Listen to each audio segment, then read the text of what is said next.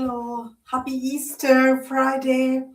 I went to my hairstylist, of course, and I look like, as I was told by helpful informants, friendly informants, because there are vested interests at large here. So some people who just for the sake of malice misrepresent my messages by sending spam. So these are honest. Relayers of the information. The most, you know, the most beautiful woman in the world I looked like when I walked out of the, hairstylist salon, hair salon. So I went and, today's Easter Friday, right? So I would like to make an observation, which is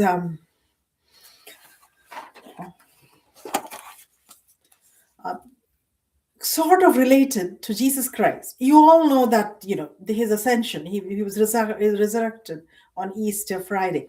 All right. So, he had suffered a painful death. And so he was sort of, uh, you know, so we have seen Duran Duran, all right, the, famous pop group, rock pop group. And there's an absolutely famous song, bordering on rock, more on rock, more emphasis on rock. So reach out, touch me, personal Jesus, someone to hold, someone to care. So I thought this is my own. No, I have read nothing. All right, this is my own interpretation of this whole song. That the man was referring to his male organ, the lead singer. All right. Besides, he has a sort of a provocative uh, uh, gesture, which is like, females can use it. So this is for the female artists out there. You're no less than the man. All right. So sort of. All right. So he does himself there, and draws attention to his male organ. So this, I thought, was a reference to his male organ, this entire song. And just this day, on Easter Friday, it strikes me this is an oxymoron. Personal Jesus. That whole thing, because Jesus, Jesus Christ, God bless him, never did experience, pleasures of the soul, pleasures of the human body. So, no, he mustn't say. Blasphemy, blasphemy. All right, sorry, Christ. I should pray to the other forces. I don't know. I'm going to cross. I'm not Christian. So I'm going to cross, pray to the other forces. So this was one from music.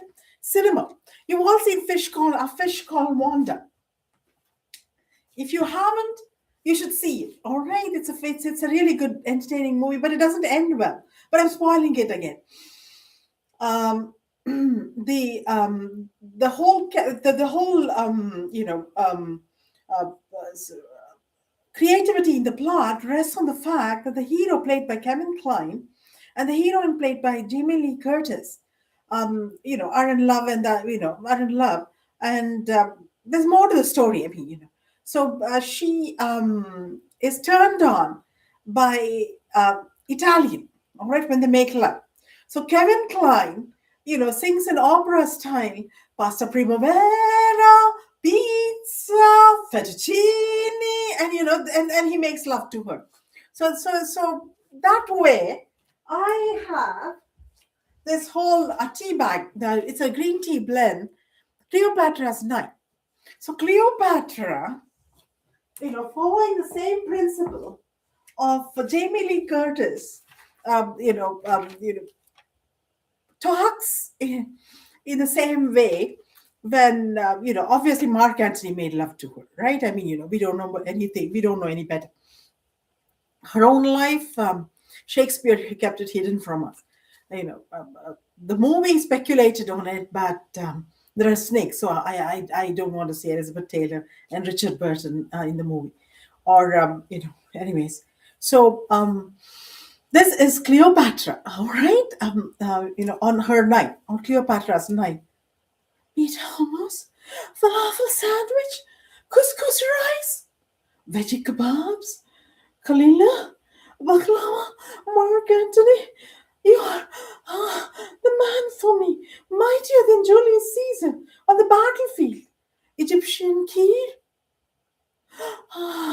Roman pasta. Yes, yes, Roman pasta. Yeah, Habibi. That was, Cleopatra's Night. And coming to Jane Austen, all right, we have Pride and Prejudice. We like our British heroes and heroines, all right? Said it, they are. They do not quite like Queen Cleopatra. Invoke the names of Egyptian dishes and Roman pasta, but we like them. All right. So first one, figures of speech. See again, bookmarks. Multnomah Falls. I think this is in Portland, isn't it?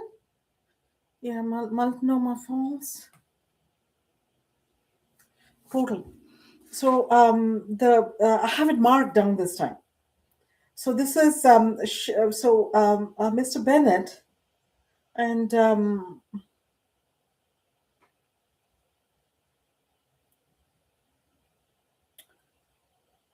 so they're talking about Mrs. Bennett. Jane Austen's talking about Mrs. Bennet. Her mind was less difficult to develop.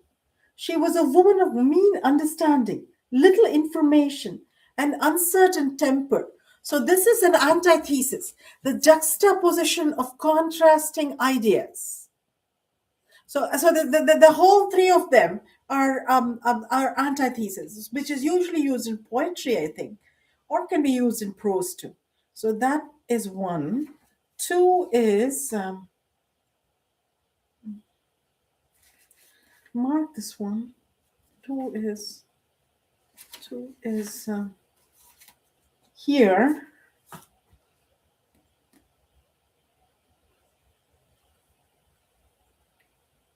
So they're talking about the ladies, Lydia and Lizzie, I think, the other two sisters, not the first two sisters, who are who are as beautiful in disposition as in mind as their looks.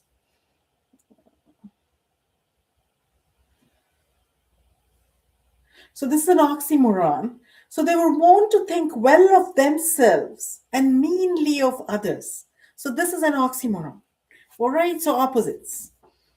Third is not a figure of speech, but an observation of mind. A chemical engineer with dual master's degrees and paid work experience in the same. Bingley was endeared to Darcy by the easiness, openness, ductility of his temper. Though no, and it goes on, all right? So ductility of temper, I thought, is a wonderful description. So as I learned, gold is malleable and aluminium is ductile. All right, so signing out, Gayatri Sitaram, thank you. And I'm coming to you from YouTube.